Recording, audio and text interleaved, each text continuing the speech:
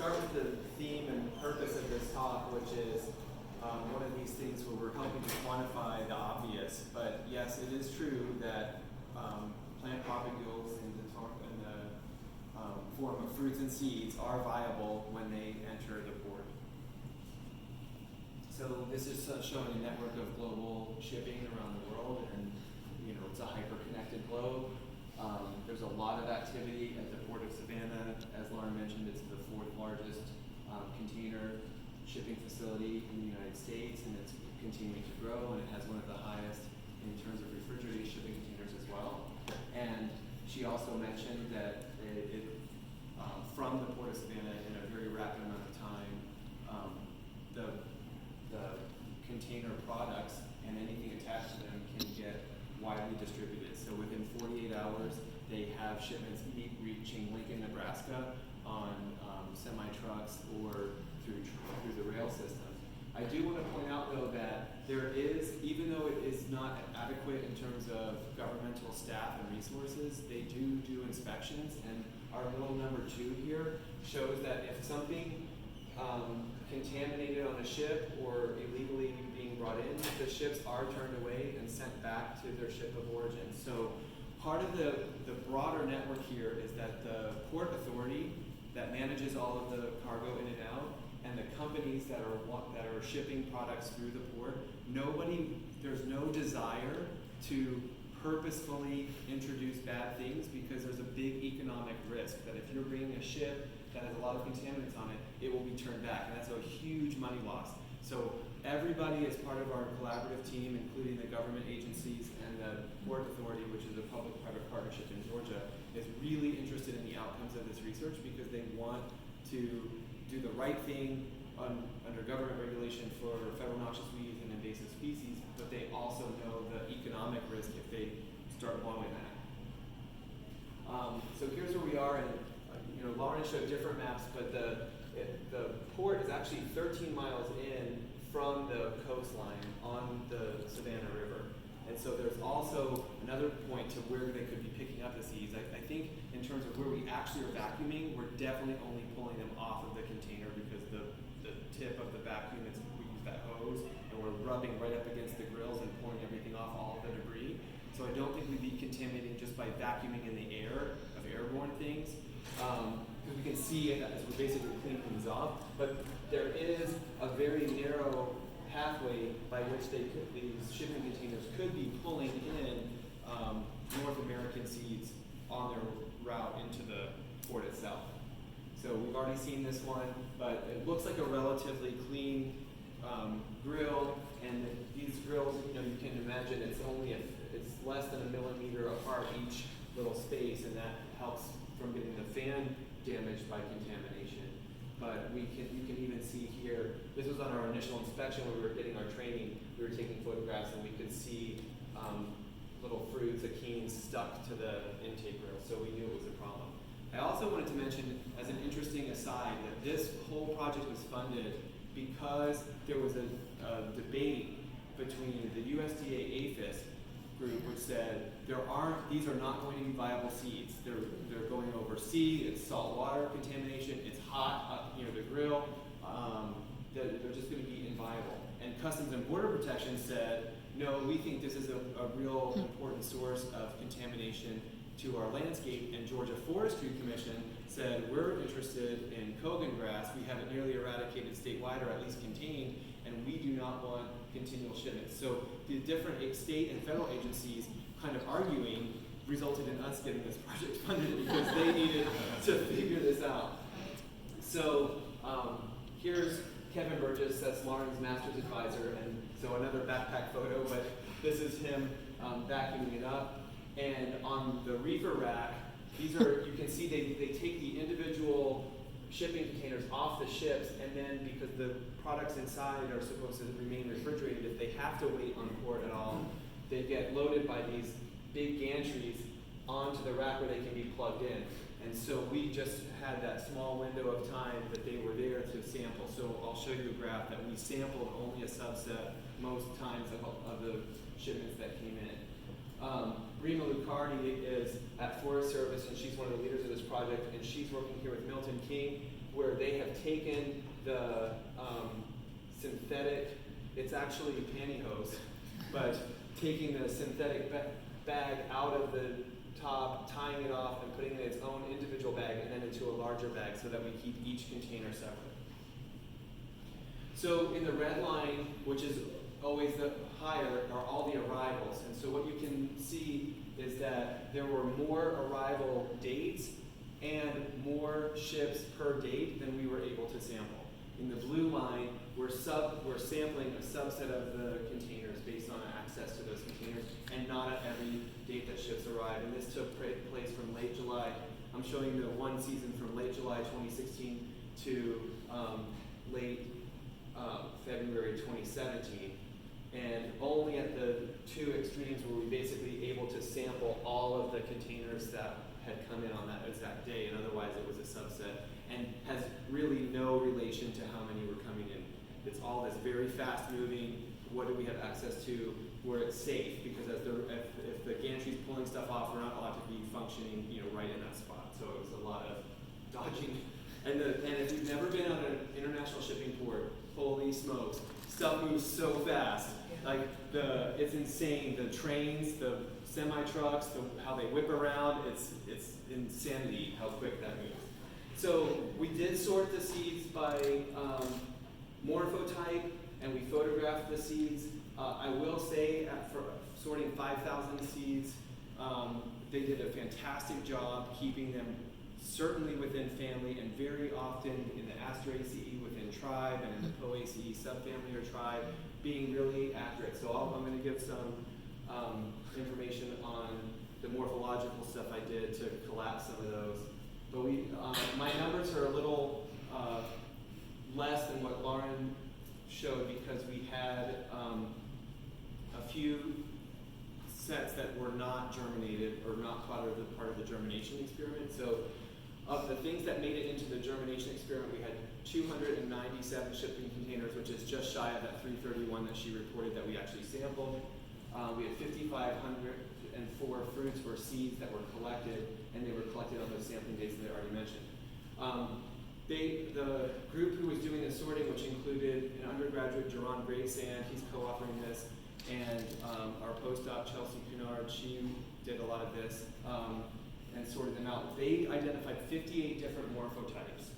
And after I went through taxonomic keys and image matching and this sort of thing, I collapsed the 58 morphotypes down to 29. So basically they were being hypersensitive at their distinction, and that includes even for some of the Asteraceous achenes, that they would sort kind of like dark colored and light colored that were actually the same species. So that was actually really encouraging to me, that even though we did have some contamination, like Lauren mentioned, we had Phragmites sometimes in with the Saccharum. For the most part, we were doing a really good job at keeping them separate and consistent. And when I tell you the level of awe that I have, they sent me individually packaged containers that I just had to look under the dissecting scope already sorted. And to think, some of these achenes are, for the Asteraceae, are literally 0.5 millimeters long. So thinking out of a debris with dust, feathers, dirt that just gets accumulated, to pick that kind of stuff out of a pantyhose that has been vacuumed up and sort them by species is remarkable. So it's much better to go this way than the reverse, right? That to go from a larger initial set and collapse it down to things that can be combined, rather than saying we can't tell anything separate. But then there was a little bit of inconsistency out of those 29, and so there were definitely times where we grouped together for germination species that were different species from each other, but they were called the same thing. So we're now down to 22 reliable taxa, and sometimes the reliable taxa is a species name, Saccharum, spontaneum as an example, and sometimes the reliable taxon is the Asteraceae tribe in the Asteraceae, because it was just too much inconsistency in what we had. But of those, you can see these are largely wind-borne, very small, lightweight propagules. So 7 taxa in the Asteraceae, 6 taxa in Poaceae, 2 in Cyperaceae, that's the sedge family, and 1 in Typhaceae, that's the one that Lauren mentioned that we originally had misidentified, but it's very obviously a Typhaceae. So my bad on that. 6 taxa in unknown families that, I mean, so a few, this was our largest seed. It was the size and shape of a watermelon seed. I was shocked that that would be able to be distributed onto that. I don't know if it is cucurbitaceae or not, but it sure does look like it. But we didn't have any of those that germinated, so we don't have then the backup. So we tried, I think we attempted germinating 18 morphotype species, and we successfully germinated 12. I'm only showing data on the most abundant 2. And these we actually, Saccharum spontaneum is listed as a federal noxious weed, so we have demonstrated that federal noxious weeds are coming in, 1,660 individual seeds that we collected from our shipping containers. Had a 10% germination rate in our germination trials. And when you scale it up to all of the containers that we didn't sample that came in on the same dates, that would take us to about 10,000 seeds. So with 10% germination on 10,000 seeds, now we're at 1,000 seeds that are potentially viable coming at the port. And one of the big points is they get really wedged in there. So they may not fall out that easily, but there is this issue of shutting that fan on and off and disconnecting it from power when it's moving from one to another, that's when they wouldn't at least be pulled in so tight and have the potential to drop out. They are cleaned sometimes, and that's another thing, is what do you do if that's hosed down or cleaned in some way? Where do you capture the water from the hosing, or if you're doing the vacuuming, or is that just thrown out to this, clean it off? Because you think the different reasons to clean. One is to keep it from invasion, but another reason is so that the fan can continue to run for efficiency and keep the container cool without a whole bunch of debris in the way. So this would be one of our top recommendations, would be in the cleaning effort to not just let it fall out on the side of the road or on the port. But then we transition, and this is all hyper-controlled laboratory growth chamber stuff. So we're also on the upper end of what you'd expect for success. So we then transfer them from the damp petri dishes and into little cells of a soil planted container. We had 88% survival after transplantation. So these are definitely viable to the next stage. Another one is so that we could get to the genus level for Typha and not to the species level. And there are native species and introduced species in the United States, but Typha is globally distributed. And we had 390 seeds collected or put into our germination trial, but we had 38% germination, so pretty darn high, and 100% of those survived through the transplantation phase. So again, just this idea that this one may have been picked up. See, the other thing that would be fascinating is from the source, was it picked up there, introduced, and now back to here, or from somewhere else in the globe? So another reason I like to think about this story is in terms of how much new genetic admixing you may get at sites that you otherwise wouldn't have, because you may have a native species that came originally from California, went to Central or South America, and then somehow made it to Georgia through this global network of trade. So our key messages are that plant propagules hitchhiking across the globe are viable. The most abundant propagules represent a species of agronomic and biosecurity threat, which is our federal noxious weed, Saccharum spontaneum. And of course, now we have that in addition to the genetic identity and the morphological identity from the seed. We've grown these plants up, and since Lauren we just now have the Saccharum flowered and fruited, and the specimens made from that one from our germination trial. Upon arrival at seaport, like I mentioned earlier, these things get rapidly spread to across the United States. And here's kind of the take-home message that we're trying to raise awareness that this is a place that we could really introduce effort into stopping these plants from being introduced. But we are currently understaffed with our agricultural inspectors. Our massive trade volumes and the swift transport of these commodities really have this high proportion or high risk of cryptically hitchhiking propagules moving in, and we may not even know about it. So the very next phase of our project is to model. So now we have these, basically I just gave you these really easy summary statistics. But what we're doing now is modeling risk at the different phases of where we pick these up, where they get distributed.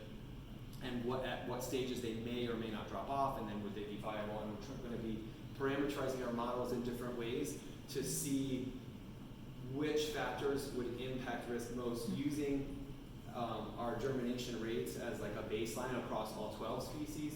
We can parameterize within realistic terms and then figure out, is it the number that's coming in or the percent germination that's going to affect most what we need to be worried about. So my list of acknowledgements is very similar to the talk we just saw, but I do want to mention by name the people. So Chip Bates and Chris Barnes from Georgia Forestry Commission were involved in getting this started, and on the Port Authority, the GPA police, to physically work on a port, there are a lot of perceived barriers, but they are also real barriers, because you just can't be turned loose. We always had to have a chaperone, and that, that's a lot of effort and work to go collect and need the chaperone to do it. Customs and Border Protection was involved, USDA, APHIS, and then this was funded by two joint ventures from the Forest Service. So I think one question or a minute and then lunch.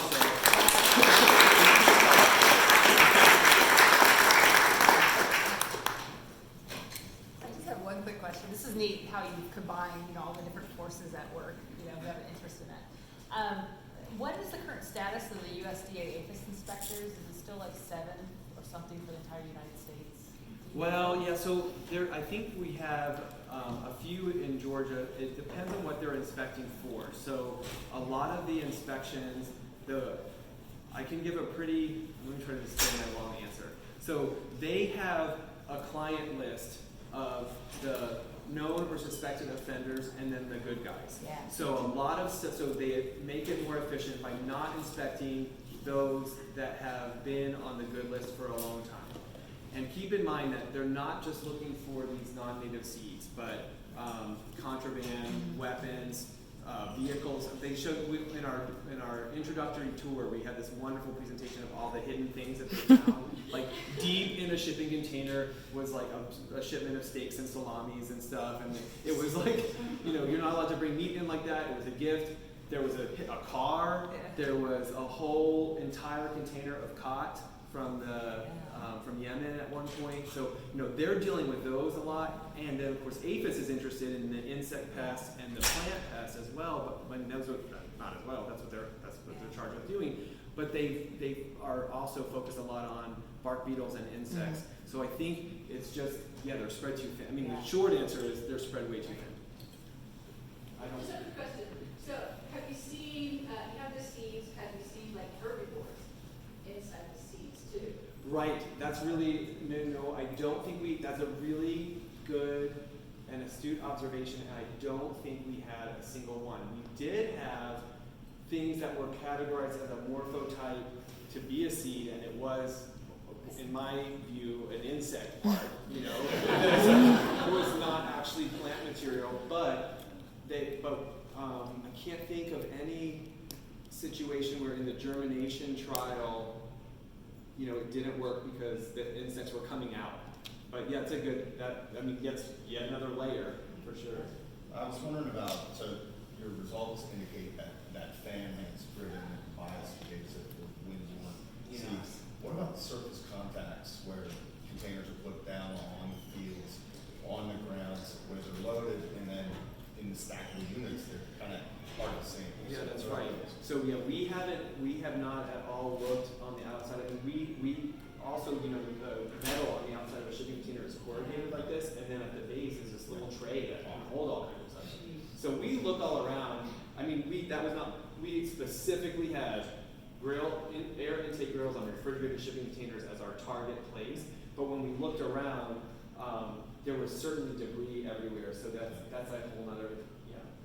Is there planning to do a next phase? Yeah, so the next phase is a lot of so some folks in Houston have talked to us about doing a similar, kind of scaling up this pilot study to try to get something else going in Texas. So we were thinking other ports. I think we still have, in some ways, a long way to go with what we've got in our pilot study, but the vision is to expand much more wide in the United States and take this on, especially to make regional comparisons. We can do seasonal comparisons right now based on the number of taxa and the number of individuals per taxon coming in. And we do, I didn't show it today, but we have a seasonal signature, which is like, you know, the fruiting season where the origin is. We can watch that play out and how many seeds are attached to the shipping container. Did you do any viability testing after the germination trial for things that failed to germinate? No, we did not. Okay. So it could actually even be higher. It could be higher, and they could have been viable. We went through a couple of protocols on germination, and we had talked about, or maybe I only showed this year 2 data. Maybe we had done some viability testing then, but we wanted to actually estimate of the things that we could get in kind of ideal conditions. That's still going to be on the upper end probably, and not any of these species